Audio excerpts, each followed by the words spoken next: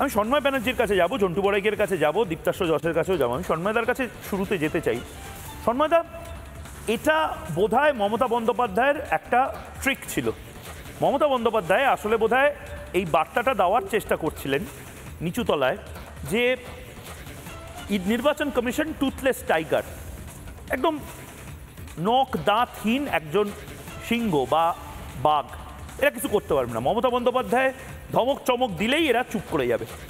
কিন্তু এবার লড়াইটা হয়ে গেছে, এটা প্রেস্টিজের ফাইট হয়ে গেছে সন্ময়দা। আমি যা খবর পাচ্ছি, নির্বাচন কমিশন, সেন্ট্রাল ইলেকশন কমিশন, তারা দেখছে যে আজকে বাংলায় যদি এই বিদ্রোহ শুরু হয়, বাংলায় যদি এই অবাধ্যতা শুরু হয়, তাহলে তো এতগুলো রাজ্য আছে, এতগুলো অবিজেপি শাসিত রাজ্য আছে, সে প্রত্যেকটা রাজ্য বলবে আমরা এসআইআর মানবো না, যা ইচ্ছা করে না। মুখ্য সচিবরা বলবে তোমরা বাংলার ক্ষেত্রে এই সমস্ত নিয়ম কানুন করছো, তোমরা বাংলাতে এফআইআর পর্যন্ত করাতে পারলে না, আর তোমরা আমাদের বেশি ধমক চমক দিচ্ছ।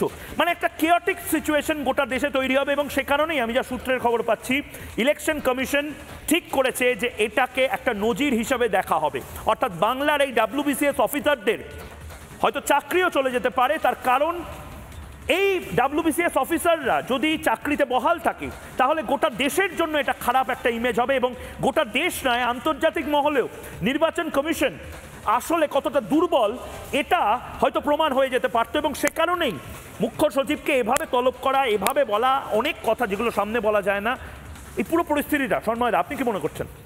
ময়ূক, আমি প্রথমত একটা কথা তোমাকে খুব পরিষ্কার বলে দিই, আমার একটা অবজারভেশন আছে, তোমার সঙ্গে একটু ডিফার করবো। সেটা হচ্ছে মুখ্য সচিবকে ডেকে পাঠানো এবং মুখ্য সচিবের 21 তারিখ পর্যন্ত ডেট নেওয়ার পেছনে রাজ্য সরকার একটা কৌশল আছে। তুমি যদি একটু খেয়াল করো আজকে সুপ্রিম কোর্টের অবজারভেশনটা, সেখানে এসআইআর এর ব্যাপারে পরিষ্কারভাবে জাতীয় নির্বাচন কমিশনের অধিকারটা স্বীকৃত হয়েছে, অন্তত মৌখিকভাবে। মহামান্য বিচারপতিরা তাদের অবজারভেশনে বলেছেন এক। দ্বিতীয়ত, আধার সংক্রান্ত ব্যাপারটাকে পুরো মানে যেটা জাতীয় নির্বাচন কমিশন যে অবস্থান নিয়েছেন সেটাকে কিন্তু সুপ্রিম কোর্ট মান্যতা দিয়েছেন গতকাল। এই দুটোর প্রেক্ষিতে আমার নিজের ধারণা, কালকে একটা ওয়ার্কিং ডে 14, এবং তারপর 15, 16, 17 ছুটি যাওয়ার পর 18, 19, 20 3 দিন সুপ্রিম কোর্টে কিন্তু হিয়ারিং হতে পারে। এবং সেইখানে দাঁড়িয়ে রাজ্য সরকার যাতে বিপদে না পড়ে, এবং রাজ্য সরকারের ব্যাপারে যদি জাতীয় নির্বাচন কমিশন পরিষ্কারভাবে এসআইআর এর যে বিরোধিতাটা রাজ্য সরকার আদালতে গিয়ে করছেন, গোপাল শঙ্কর নারায়ণ এবং কল্যাণ বন্দ্যোপাধ্যায়, মনু সিংভিরা, সেখানে দাঁড়িয়ে যদি এটা রেফার্ড হয়, সেইটার থেকে বাঁচার জন্য 21 তারিখের ডেটটা নিয়েছেন এক। এটা আমার নিজস্ব অবজারভেশন, এটা একটা কৌশল। কিন্তু আলটিমেটলি তোমার কথাটাই ঠিক যে শেষ পর্যন্ত রাজ্য সরকার মেনে নিতে বাধ্য হচ্ছে। কারণ তাহলে আর এত মন তেল পোড়ানোর কি দরকার ছিল? এই চিফ সেক্রেটারিকে দিল্লি যাওয়া আসার খরচটাই বা রাজ্য সরকারকে বিয়ার করতে হলো কেন?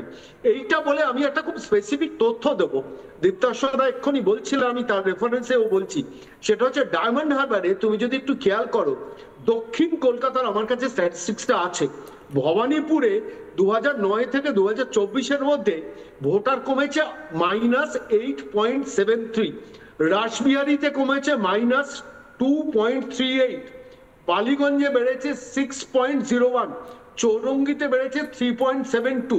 এইবার তুমি ডায়মন্ড হারবারের অধীন যে বিধানসভাগুলো আছে, সেই বিধানসভার মধ্যে ধরো বজবজ, সেখানে ভোটার বাড়ছে কত? এই 2009 থেকে 2024-এর মধ্যে 29.04। বাংলার মানুষ যারা রিপাবলিক দেখছেন, আমি তাদের কাছে বলছি, যেখানে ভবানীপুরে 8.73% ভোট কমে যাচ্ছে গত 15 বছরে, সেখানে বজবজে বাড়ছে 29%, মহেশতলায় বাড়ছে 30.20%, মেটিয়াবুরুজে বাড়ছে 43.05%, ডায়মন্ড হারবারে বাড়ছে 31.95%, ফলতায় বাড়ছে 29.10%। প্রশ্নটা হচ্ছে কি, বজবজ, মহেশতলা, মেটিয়াবুরুজ, ডায়মন্ড হারবার, ফলতা এই পশ্চিমবঙ্গের বাইরে? এই পশ্চিমবঙ্গের মধ্যেই তো রয়েছে ভবানীপুর, রাসবিহারী, বালিগঞ্জ, চৌরঙ্গি। শুধু তাই নয় সন্ময়দা, আপনি বলছিলেন, আমি দর্শকদেরকে একবার কনটেক্সট দেওয়ার জন্য বলি, বিজেপি আজকে অনুরাগ ঠাকুর কেন্দ্রীয় বিজেপি দপ্তর থেকে যে প্রেস কনফারেন্সটা করেছে, সেখানে 25 বছরের ওপরে যে ভোটাররা, মানে ধরে নেওয়া যায় আমাদের বয়সী যারা, তাদের সংখ্যা কয়েক বছরে আপনারা যদি দেখেন, ডায়মন্ড হারবারে 35%। আপনি যে ডেটাটা বলছেন তার পাশাপাশি এটাও আমি যুক্ত করছি, ডায়মন্ড হারবারে এক একটা বুথে, ডায়মন্ড হারবার অ্যাসেম্বলির মধ্যে 35% ভোটার বেড়েছে, ফলতায় বেড়েছে 17%। সাতগাছিয়া 36%, বিষ্ণুপুরে 92%, মহেশতলাতে 89%, বজবজে 32%। মানে সন্ময়দা, মানে দেখে মনে হচ্ছে ডায়মন্ড হারবারে টাটা, বিড়লা, আদানি, আম্বানি সবাই ফ্যাক্টরি খুলেছে। হয়তো ইলন মাস্ক টেসলার কোম্পানিটা এখানে করেছে, এবং ডায়মন্ড হারবারে বোধহয় কোনো পরিযায়ী শ্রমিকের কোনো সমস্যা নেই, যেখানে বাস্তবে আমরা জানি ডায়মন্ড হারবার থেকে সবচেয়ে বেশি পরিযায়ী শ্রমিক দেশে বিদেশে যাচ্ছে। ময়ূক, আমি তোমার কথা রেফারেন্সে বলি, দীপ্তাশদা এক্ষুনি বলছিলেন, রাইটলি পয়েন্ট আউট, 7টা প্রান্তিক জেলা মারাত্মকভাবে ভোটার বেড়েছে গত 14 বছরে। আমি মানে হরিশ্চন্দ্রপুর, মালতীপুর, রতুয়া, মানিকচক, মালদহর ভোটার পার্সেন্টেজ বাড়া হচ্ছে 55, 55%, 67%, 61%, 52%, 53%। এই পশ্চিমবঙ্গের মধ্যে কি আরেকটা পশ্চিমবঙ্গ? এই পশ্চিমবঙ্গের মধ্যে কি পশ্চিম বাংলাদেশ? পশ্চিমবঙ্গ আগামী দিনে কি গ্রেটার বাংলাদেশ হবে? আজকে এসআইআর এর মাধ্যমে সেই জায়গাটা নির্ণায়ক জায়গায় পৌঁছচ্ছে। রাইটলি পয়েন্ট আউট করছো ময়ূর, যে এই মুহূর্তে দাঁড়িয়ে 7 লাখি ভোটে জেতা এই লোকটি কি কারবার করে ভোট জিতেছে। This are the references. 30%, 34% এক একটা বিধানসভায় 14 বছরে ভোট বেড়েছে। ভাবা যায় সম্ভব? দীপ্তাশদা হাত তুলছিলেন। কথা বলি, দক্ষিণ 24 পরগনা হচ্ছে এমন একটা জেলা, বিশেষ করে ডায়মন্ড হারবার, যেখানে আউট মাইগ্রেশন দেশের মধ্যে অন্যতম বেশি, এবং যেখানে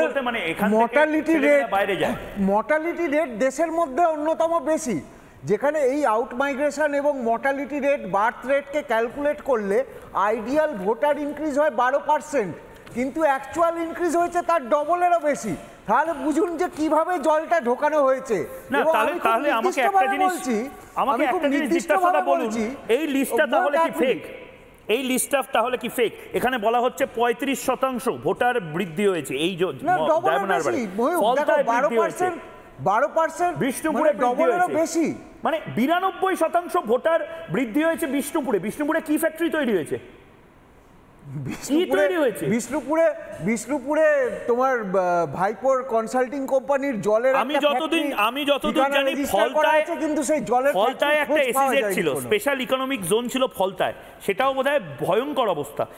নানা ধরনের কন্টেন্ট দেখার জন্য লাইক করুন, শেয়ার করুন আমাদের ফেসবুক পেজ, সাবস্ক্রাইব করুন আমাদের ইউটিউব চ্যানেল। পাশাপাশি অন্যান্য ব্রেকিং নিউজের জন্য অবশ্যই চোখ রাখুন রিপাবলিক বাংলায়।